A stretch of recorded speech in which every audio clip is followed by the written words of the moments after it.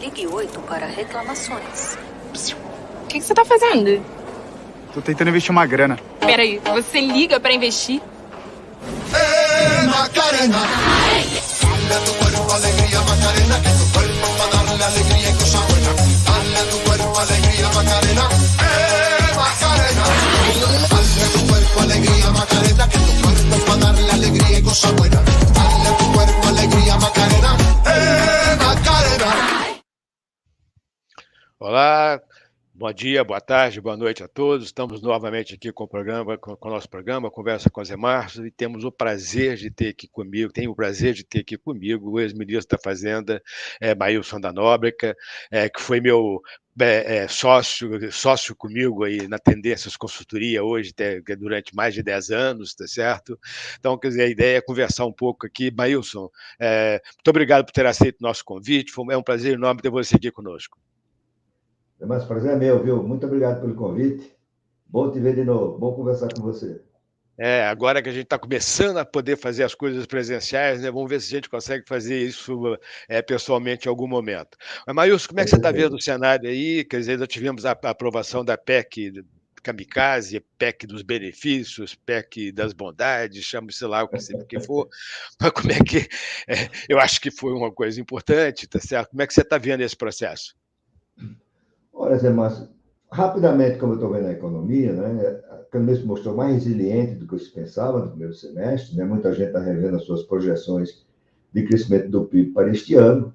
Nós, da Tendência, não estamos muito na linha das revisões que estão sendo feitas, tem gente falando em 2,5% de crescimento do PIB este ano, nós estamos com 1% neste momento, estamos caminhando para rever talvez para 1,5%, que o segundo semestre vai ser muito duro, né? Você vai ter a política monetária fica mais contracionista, né? O cenário externo está piorando, o câmbio desvalorizou mais do que se pensava e assim por diante, né? Tem o efeito positivo disso aí, que foi uma redução da taxa de desemprego, mas nós achamos que isso não vai continuar. A nossa projeção para o final do ano é de uma taxa de desemprego de 10%, né? O câmbio, nós estamos falando em 5,30, é? Mais ou menos está acima do que a gente está prevendo, mas a gente estava com 5,05 e esse panorama mudou essencialmente por causa da guerra da Ucrânia e aqui no país a PEC Kamikaze, né? Os seus efeitos nas expectativas, os seus efeitos que ela deixa de problemas para o futuro, né? Selic, nós estamos trabalhando com um aumento de 50 pontos na próxima reunião, né, iria para 3,75, fechando em setembro em 14 pontos, 14%. Né? E isso, ela começaria a cair no primeiro semestre de 2023 para terminar o ano em torno de 10, 10,5, 10,75.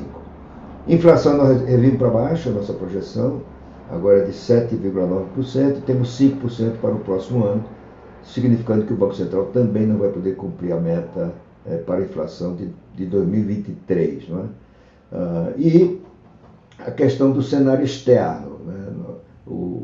Nós vimos semana passada, ou esta semana, né, no início da semana, a divulgação daquele índice que mede a atividade econômica na Alemanha, sinalizando que eles podem entrar em recessão. Isso contagiaria o resto da Europa. A China continua com lockdown. Eu acho que o cenário para nós, da Tendência, no horizonte, é de uma recessão global ou de uma estagnação no próximo ano. E isso vai ter impactos no Brasil, como você sabe, né?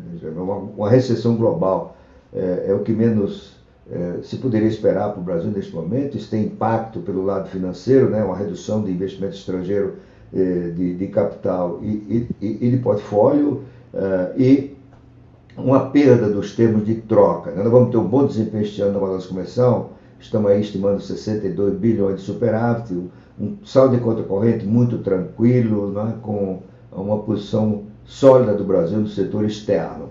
Mas essa questão do desempenho da economia mundial no próximo ano pode atrapalhar o início do próximo governo, né? Tem o lado americano também, né? A inflação continua muito forte lá, mercado de trabalho muito apertado. Eu vi essa semana que tem 11 milhões de vagas nos Estados Unidos sem ser preenchida, né? Eu tive um mês atrás em Nova York, soube lá que os restaurantes estão com dificuldade de encontrar pessoal para suprir as vagas. Se bem que quando eu fui não tinha essa coisa, mas me falaram lá os restaurantes que estavam com dificuldade de encontrar jeito para preencher todas as vagas do restaurante, né? Então, eu vi que tem gente apostando 40%, 50% de chance de uma recessão nos Estados Unidos, né? E esse índice de inflação divulgado semana passada, né, mostra que o Fed vai provavelmente continuar com o ritmo de 75 pontos base na sua trajetória de política monetária para os próximos meses, né? E aqui, Zé Márcio, eu acho que o ponto mais dissonante, mais desagradável, eu não sei usar o adjetivo correto, é a PEC Kamikaze. A meu ver, ela tem é um conjunto de defeitos impressionante, né?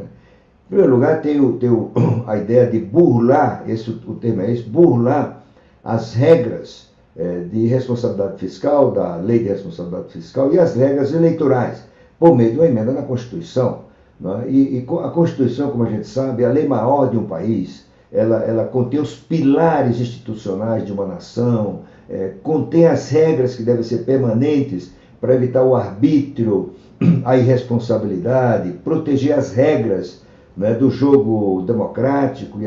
Essa PEC desmereceu tudo isso, né? Desmereceu tudo isso e mais alguma coisa. E tem um fator que eu acho que é mais grave do que os seus efeitos fiscais, né, que é a maneira como essa PEC foi aprovada. Mudanças constitucionais em todo o mundo devem seguir ritos muito complexos, porque mudar a Constituição é uma coisa muito séria. É preciso tempo para refletir, para debater, para criticar, para acompanhar, não é? E por isso, por exemplo, nos Estados Unidos, que você conhece mais do que eu, uma emenda constitucional nos Estados Unidos precisa ser aprovada não apenas pelo Congresso, mas por 3/4 das Assembleias Legislativas Estaduais. Por isso que uma emenda constitucional nos Estados Unidos leva pelo menos 2 anos para ser aprovada. Se você olhar o regimento da Câmara e do Senado aqui no Brasil, também eles estabeleceram ritos complexos e demorados para mudar a Constituição. Por exemplo, na Câmara, a emenda, a proposta, a PEC, tem que passar por 2 comissões, também no Senado por 2 comissões, tem que ter 40 sessões de debate em cada uma dessas comissões, tem que ter um interstício entre um e outro, de outra votação, de 5 sessões. No Senado são 5 dias úteis, né? E a gente, desculpa, e a gente viu a PEC ser aprovada no Senado sem passar por nenhuma comissão. Foi direto do relator para o plenário, com mudanças de última hora. Deve ter até erro de português naquela matéria, tá certo? Naquela proposta. E a PEC foi aprovada numa tarde, com um interstício de 1 hora, de uma sessão para outra. Isso é uma síntese, isso é uma avacalhação do processo constitucional, com um risco, é que daqui a pouco vai se perceber que as regras no Brasil não valem.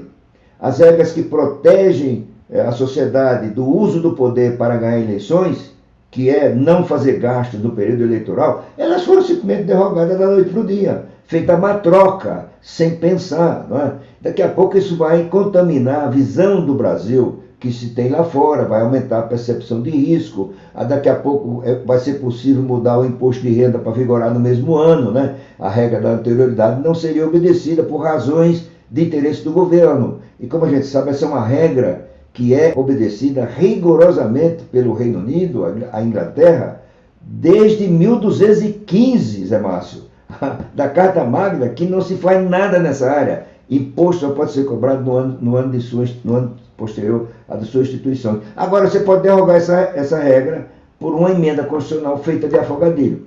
Eu diria que este é o principal erro, não é, de gestão deste governo. A maneira irresponsável, sob todos os aspectos, como essa PEC foi aprovada. E aí está aí, né? Juros futuros subindo, câmbio depreciando mais do que a valorização do dólar no exterior, e tem um componente de percepção do risco fiscal. E finalmente isso vai deixar uma herança, aí sim uma herança maldita para o próximo governo, não é? Primeiro, será que o próximo governo vai ter capacidade política, articulação para reduzir o novo Bolsa Família, o Auxílio Brasil, de 600 para 400? Eu acho que não tem. Se o Lula ganhar, vai ficar em 600. Se o Bolsonaro ganhar, vai ficar em 600. Segundo lugar, Os estados ganharam agora, né, a derrubada do veto que proibia a compensação pela queda do ICMS. Essa compensação absolutamente razoável, correta, porque o Congresso interveio num assunto federativo. O Congresso, na meu ver, não sou jurista, mas comigo estão vários juristas. Não, o Congresso não tem poder para determinadas alíquotas internas do ICMS, a não ser em conflitos entre os estados, né? E não como foi feito, e também de afogadilho. Portanto, o mínimo que tinha que ser feito era compensar os estados pela redução do ICMS. Claro que isso vai ser feito com a redução da dívida, não é? Mas são 87 bilhões que os estados perderiam. E, finalmente, será que o próximo governo vai manter congelados os salários dos servidores públicos depois de 3 anos sem reajuste, que deve estar um acumulado de perdas de superior a 20%? Eu acho que algum aumento vai ser dado, né? E aí, se você olhar que o gasto primário já representa 94%, 95% dos gastos obrigatórios, melhor dizendo, do gasto primário, isso vai para 96%, daqui a pouco para 97%. E por isso nós estamos caminhando para uma situação, a meu ver, muito difícil, periclitante. O teto de gastos, como ele foi feito, a meu ver, não vale mais. Eu me lembro das nossas discussões que tivemos eu e você na época do teto, nós dois apoiávamos essa teto, e você lembrava uma coisa: o teto de gastos é como se fosse um pedido de reflexão. Agora vocês vão ter que fazer escolhas, porque tem uma restrição fiscal poderosa que é o teto de gastos. Você vai ter que rever prioridades, para fazer um programa tem que cortar no outro, você vai ter que trabalhar para mudanças institucionais que reduzam a rigidez do processo orçamentário. A gente discutiu isso várias vezes, né, Zé Márcio? Nada disso aconteceu.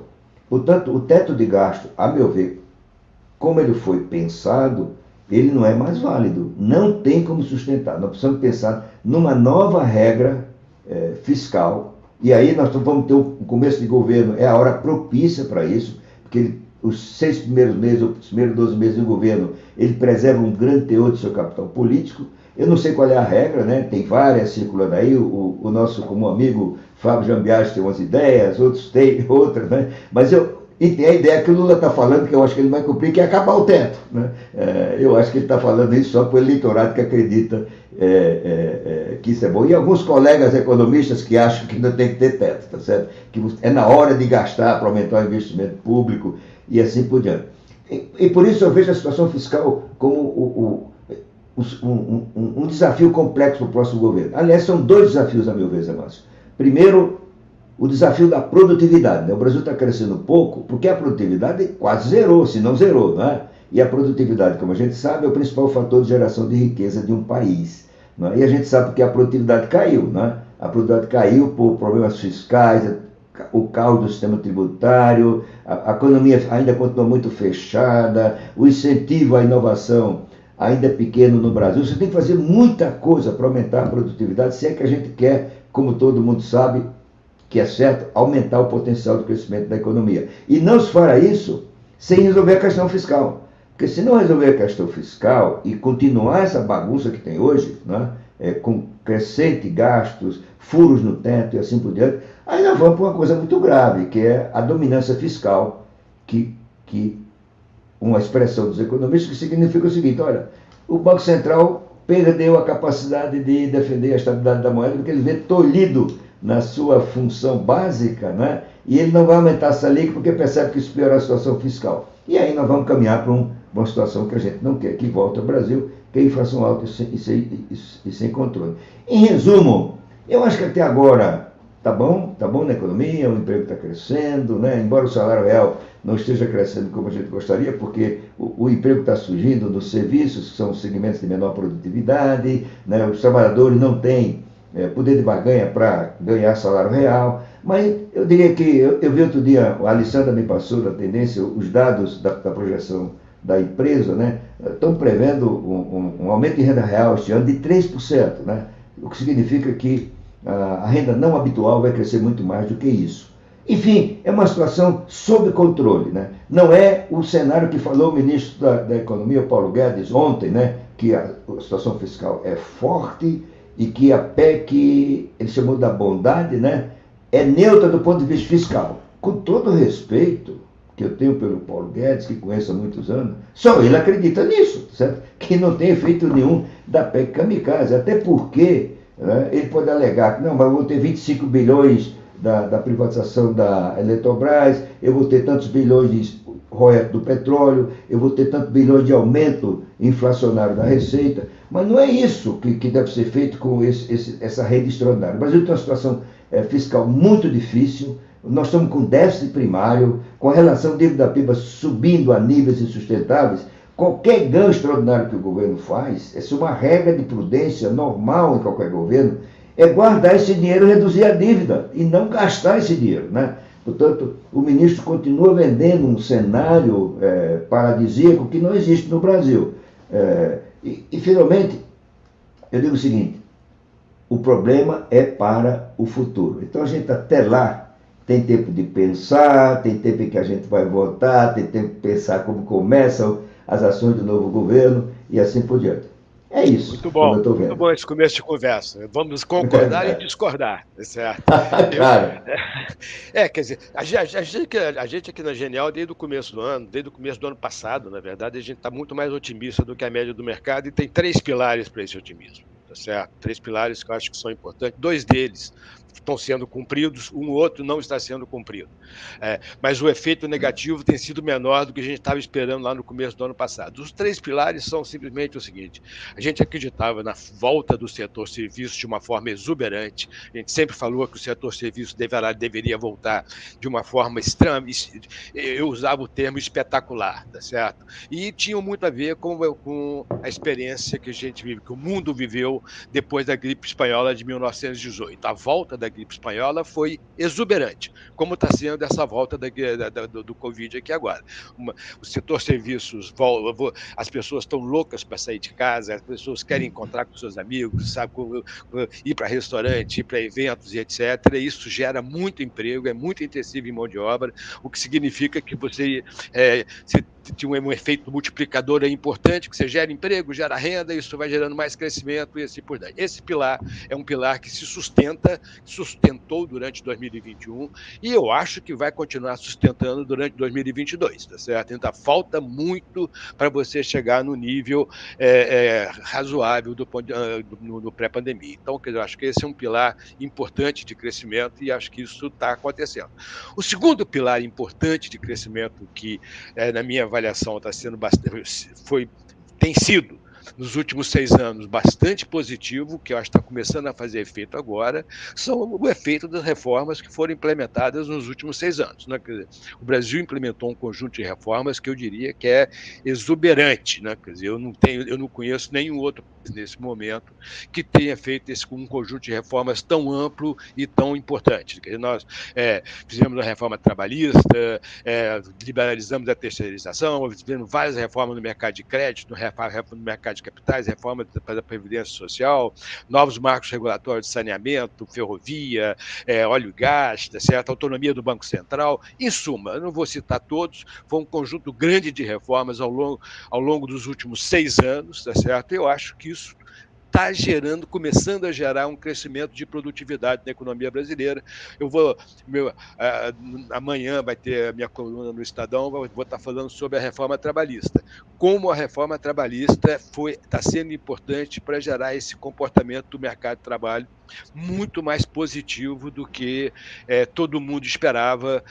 Quer dizer, a queda na taxa de desemprego de 14,9% para 9,8% é a maior queda da série histórica, tá certo? Foram gerados mais de 15 milhões de postos de trabalho, você atingiu o recorde de ocupação na economia brasileira de mais de 98 milhões de trabalhadores ocupados. Isso é outro fator extremamente importante, quer dizer, você tem uma política monetária num ano eleitoral extremamente dura e nenhuma interferência do Executivo sobre o Banco Central. Isso é uma grande novidade no Brasil, tá certo? Então, acho que isso realmente faz diferença, está fazendo diferença, e eu acho que isso é outro fator que incentiva crescimento e é um fator de longo prazo.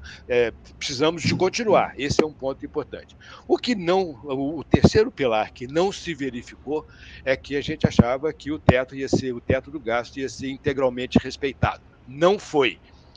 Esse pilar foi rompido, tá certo? A nossa avaliação é que o efeito seria muito mais duro, muito mais grave, muito mais negativo do que efetivamente foi, do ponto de vista de desvalorização cambial, aumento do risco fiscal e etc. Mas teve um efeito negativo, sim. Eu acho que a taxa de crescimento da economia brasileira teria sido maior e seria maior em 2022 se o teto não tivesse sido desrespeitado em 2021 e agora, novamente, com essa PEC que acabou de ser aprovada aí. Então, desse ponto de vista, quer dizer, a gente estava com uma...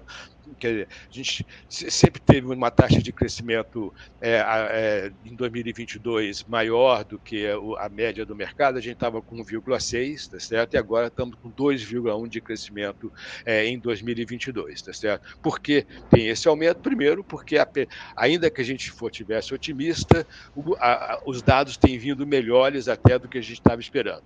Segundo ponto importante é que com essa redução do ICMS, e eu acho que a medida de redução do ICMS é mais importante do que essa PEC, que eu acho que você tem toda a razão com todas as suas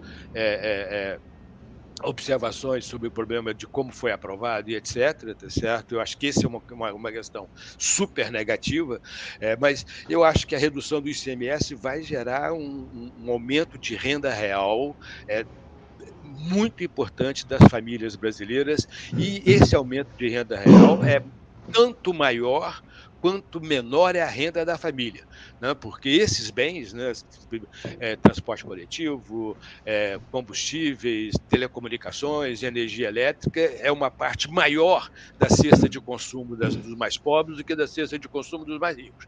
Consequentemente, a redução desses preços vai gerar um ganho de renda real muito importante aí. Eu acho que essa é uma política fiscal extremamente expansionista, mais até as pessoas estão falando dessa PEC, estão falando do efeito fiscal dessa PEC, tá certo? Eu acho que a queda do ICMS vai gerar um ganho de renda real muito importante. E eu acho que isso vai fazer a maior diferença, as pessoas vão consumir uma parte grande disso. Por isso que a gente está aumentando a nossa taxa, nossa expectativa de crescimento para 2022 para 2,1%. Agora, concordando com você, então, essa parte é a parte que a gente está mais otimista, tá certo? Agora, eu concordo com você, quer dizer, eu acho que essa questão da PEC, a forma como foi aprovada, tudo que aconteceu ao longo dos últimos 15 dias, 20 dias, é extremamente complicado, quer dizer, aumenta o risco fiscal. Na verdade, a minha avaliação é que esse aumento está sendo menor do que, como eu já falei, está sendo menor do que eu esperava. Eu esperava que a reação ia ser muito pior, porque veja o seguinte, você está num momento em que começou a ficar claro que a única forma de você reduzir a taxa de inflação dos Estados Unidos é aumentando a taxa de juros de uma forma bastante forte. Ou seja, existe cada vez mais uma expectativa de que a economia americana deverá entrar em recessão ao longo de 2020, no começo de 2023. Então, essa combinação de taxa de juros muito alta nos Estados Unidos com expectativa de recessão está fazendo com que o DXY, o dólar, tenha uma valorização, está no ponto mais alto dos últimos 30 anos, tá certo? Em relação aos seus pares. Ou seja, tem uma grande valorização do dólar lá fora. Além disso, tem toda essa questão das expectativas de crescimento fraco na China. A China está desacelerando muito forte. Hoje saíram os dados do PIB da China, uma queda em relação do segundo trimestre em relação ao primeiro trimestre de 2,6%, ou seja, a economia chinesa está desacelerando, o Brasil depende muito da China. Então, a minha avaliação é que, juntando esse cenário internacional complicado, mais essa PEC, tá certo? A minha avaliação é que a gente teria um efeito sobre a taxa de câmbio muito maior do que negativo, muito maior do que a gente está tendo. Na verdade, a gente está acompanhando o mercado internacional, os nossos pares, tá certo? Se você pegar as moedas dos emergentes, o Brasil está relativamente bem em relação à moeda dos emergentes. Então, quer dizer, eu acho que esse aí, para mim, é surpreendente. Agora, o que eu acho que você tem razão e que é realmente preocupante é o fato de que você pode estar gerando uma situação de descrédito institucional na sociedade brasileira. Né? Quer dizer, agora, tem um ponto importante que eu acho que vale a pena você comentar, você que tem essa experiência, uma grande experiência aí ao longo dos anos, que conhece bem essa questão. Quer dizer, tem um ponto importante que é o seguinte: essa questão das reformas constitucionais no Brasil, das reformas constitucionais no Brasil, quer dizer, a minha impressão, quer dizer, é que efetivamente uma reforma constitucional importante e que precisaria ser feita, e que esse episódio aí dessa PEC Kamikaze mostrou isso mais claramente, é que é relativamente fácil você mudar a Constituição no Brasil, tá certo? E isso faz com que esse tipo de episódio que aconteceu essa semana seja algo... Não é a primeira vez que você aprova uma PEC diminuindo os interstícios, acoplando uma PEC no outra que já foi discutida de tal forma que você não precisa passar pelas comissões. Quer dizer, isso já aconteceu antes, outras vezes, né? Quer dizer, será que não vale a pena a gente pensar na possibilidade de tornar mais difícil reformas constitucionais no Brasil? Olha, Zé Márcio, eu defendo essa posição exatamente como você está dizendo. Eu escrevi um artigo para o Estadão, que foi publicado na terça-feira desta semana, em que eu concluo com essa ideia, que é a hora de discutirmos mecanismos institucionais que evitem que a Constituição possa ser mudada a toque de caixa, sem uma reflexão adequada, sem um debate, sem uma avaliação das consequências da medida, até para ter tempo de elaborar melhor. Um texto constitucional não pode ter ambiguidades, né? Ele tem que ser muito bem redigido, a revisão até do português tem que ser bem feita, né? Eu não sei como é que faz isso, mas eu acho que a gente precisaria ter um freio a essa mudança, uma sofreguidão na mudança da Constituição. Nós vimos ontem uma coisa inédita no mundo.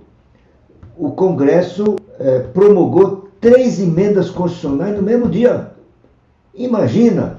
E uma emenda constitucional tem a ver com piso de enfermeiro. E, olha, Constituição não é para isso, tá certo? Eu acho que, a rigor, a gente precisaria de uma revisão ampla da Constituição. Mas isso é mais complicado, né? Fica muito no desejo. Porque a Constituição está completando agora mais de 37 anos, né? 34 anos. 34 anos. Acho que muita coisa mudou de lá para cá, inclusive do ponto de vista de como as pessoas veem o Estado, né? A gente evoluiu muito no debate, as reformas contribuíram para isso. Talvez fosse a hora de uma grande revisão constitucional, mas isso é uma coisa muito complexa, né? E talvez a gente começasse a olhar para o Chile. Não sei se você está acompanhando o caso do Chile, mas eu estou vendo o Chile entrando numa situação muito parecida com a nossa. Ou seja, nós fizemos uma mudança constitucional em período de crise econômica, com um governo de baixo capital político e sem lideranças para desenhar um modelo mais adequado de reforma. É isso que eles fizeram no Chile. O Chile fizeram até pior do que o Brasil, né? Eu vi a The Economist essa semana trouxe uma matéria sobre a Constituição do Chile. Eles mantêm o Banco Central independente, mas o Banco Central tem que pensar na herança cultural, né? Imagina um Banco Central pensando na herança cultural, né?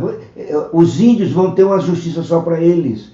Eles proíbem escola particular, educação particular fica proibida no Chile. Ou seja, se eles aprovarem essa Constituição, um desastre, o país mais bem sucedido da América Latina, por conta das reformas que eles fizeram, né? Tem uma série de fatores que não cabe aqui comentar, pode entrar numa espiral de declínio, né, que vai levar a um país irrelevante de novo, né? Então, eu acho que eu espero que os chilenos rejeitem essa Constituição, porque prudentemente, eles puseram um dispositivo que tem que ser aprovado por um plebiscito, né? Então vai ter o plebiscito em setembro, eu espero que ele rejeite essa Constituição, volta a Constituição do Pinochet emendada, foram feitas cerca de 60 emendas, ela melhorou consideravelmente. Mas aqui no Brasil, ou a gente faz isso, né, Márcio, criou o hábito, como você bem lembrou, já foi feito isso antes. Na medida que cria o hábito, você perde as amarras, até mentais, de postura, né, para encarar a Constituição como ela deve ser. E não como alguém lembrou outro dia, está mais fácil mudar a Constituição do que a Convenção do Condomínio, né? Porque a Constituição do Condomínio dura mais um pouco do que a mudança da Constituição no Brasil. Né? Isso não pode continuar, não é isso? Eu estou inteiramente de acordo com você. Agora, Maílson, deixa eu mudar um pouquinho aqui de assunto. Você falou aí sobre a questão do próximo governo, quer dizer, o próximo governo vai ser capaz de reduzir o Auxílio Brasil, vai ser capaz de acabar. Bom, o problema é o seguinte, quer dizer, tem muita gente que diz que o próximo presidente vai ser eleito com 70, 60 milhões de votos e, consequentemente, vai chegar lá. Aliás, essa é a postura, eu vi essa declaração do ex-presidente Lula, né, quer dizer, com 70 milhões de votos eu faço qualquer coisa. Será que o governo, quer dizer, o ponto, quer dizer, que eu acho que é importante aqui será que o grau de legitimidade de um presidente eleito em segundo turno, com mais de 50% dos votos do país, não é suficiente para que seja capaz de fazer as mudanças necessárias no começo do governo? Eu concordo com você, eu acho que sim. Vai depender muito dele, né? Porque, por exemplo, se for o Lula, eu estou apostando que o Lula vai deixar para trás tudo que ele está declarando de bobagem aí sobre teto de gasto, reforma trabalhista, estatal e assim por diante, né?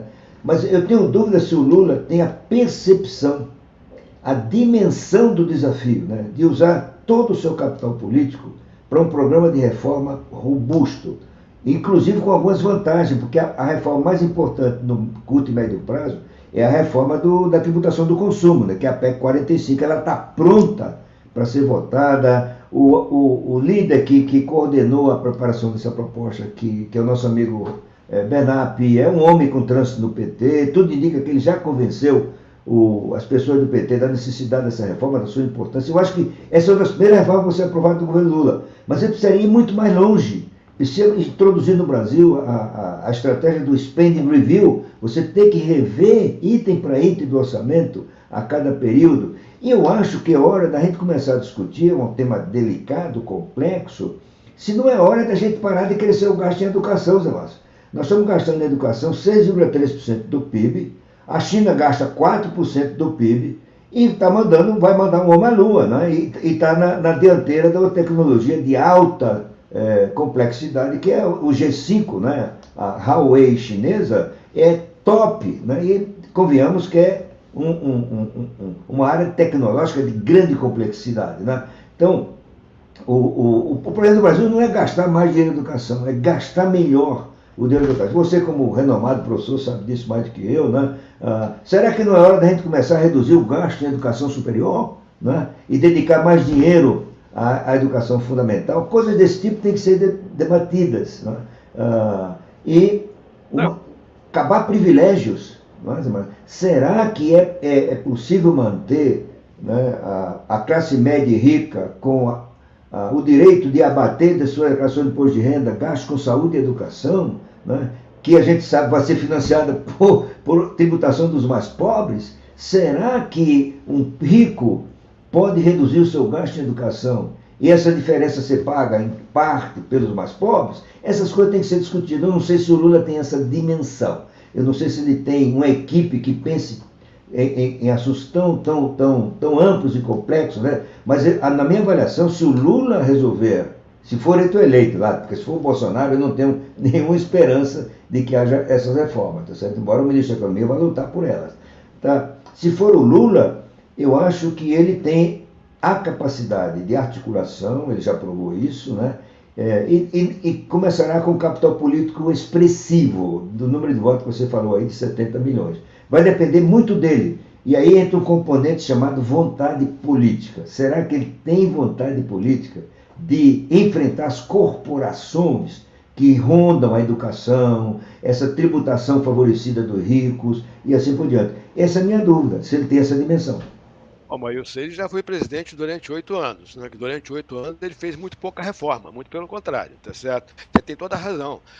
Só para te dar um número, tá certo? O Brasil gasta por aluno no ensino superior 8 vezes mais do que gasta por aluno no ensino fundamental. Acho que é o único país Pois do é. mundo que tem essa disparidade, é inacreditável, tá certo? O que você gasta por aluno no ensino superior é uma coisa inacreditável, tá certo? Em comparação com o que você gasta por aluno no ensino fundamental.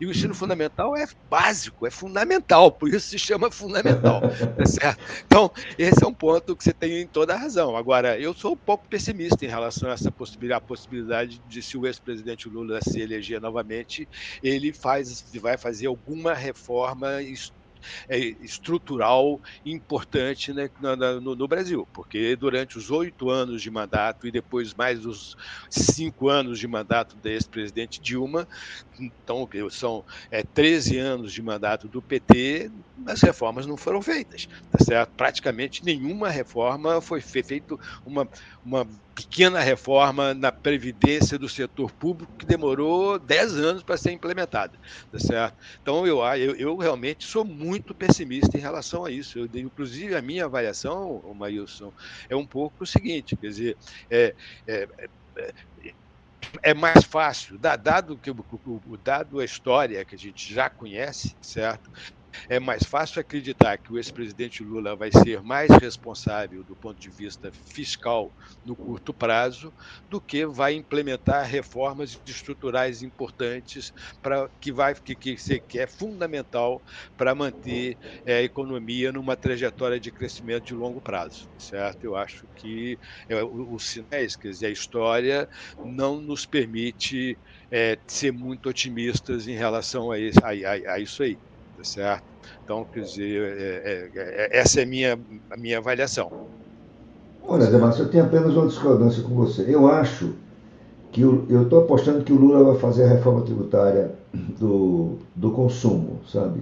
Eu vi outro dia a Gleisi Hoffmann, presidente do partido, falar em IVA. Mesmo que ela não saiba o que seja IVA, eu sei só que ela falar em IVA significa que a ideia está circulando dentro do PT, dentro de seus líderes, que pode ser um trabalho novamente do API. O API está catequizando essa turma da importância para o crescimento do país, do aumento do PIB potencial, que uma reforma da tributação do consumo tem, né? No resto, eu estou inteiramente de acordo com você. Eu acrescento mais uma dúvida. É que como a economia vai crescer pouco no período Lula, e ele está com a cabeça de que ele está sendo reeleito em 2002, e, portanto, vai fazer o país voltar a crescer, os pobres no orçamento e assim por diante, como ele está falando. E quando a economia começar a patinar, por exemplo, a nossa projeção para o próximo ano é de crescimento de 0,7%, mas nós estamos revendo isso para talvez 0,2%, 0,3%. Né? Eu vi ontem um banco brasileiro projetando uma recessão em 2023. Né? É o primeiro dado que eu vejo nesse sentido. Mas todo mundo está revendo para baixo. Como o Lula vai encarar quando a popularidade dele começar a cair, porque a promessa de que ele vai reeditar, porque ele disse que sabe fazer isso, já fez alguma vez, qual seria a reação dele? Aí eu temo que ele caminhe para uma coisa tipo nova matriz macroeconômica, que foi um desastre, que a gente sabe do governo Dilma, né? Ou seja, uma política fiscal irresponsável, uma certa interferência, dessa vez menor, né? Ou talvez até impossível, mas eles podem tentar, no Banco Central. Aí eu acho que realmente a gente iria para uma situação muito complicada se isso acontecesse, né?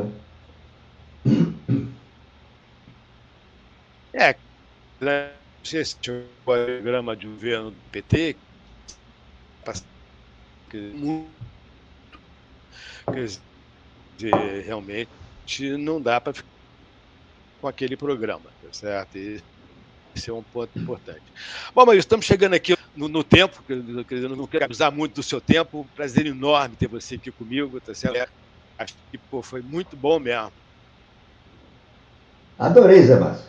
Adorei os temas, adorei a discussão. Aprendi novamente com você, né, essa tua dos 3 pilares, eu acho que faz muito sentido, né? Foi um prazer. Conte sempre comigo. A gente precisa de fazer uma reunião, nós precisamos fazer uma reunião pessoal, aí na tendência, vou ver se Que a gente marca um dia, marcar uma daquelas reuniões de terça-feira. Vamos ver se dá para fazer. Perfeito. E vamos tomar caipirinha. Ok, muito obrigado. É, isso aí. Muito obrigado, um abraço, prazer grande Um de abração. rever. Tchau. Você viu? Hoje as cripto tão bombando. Onde? Macarena, dale tu cuerpo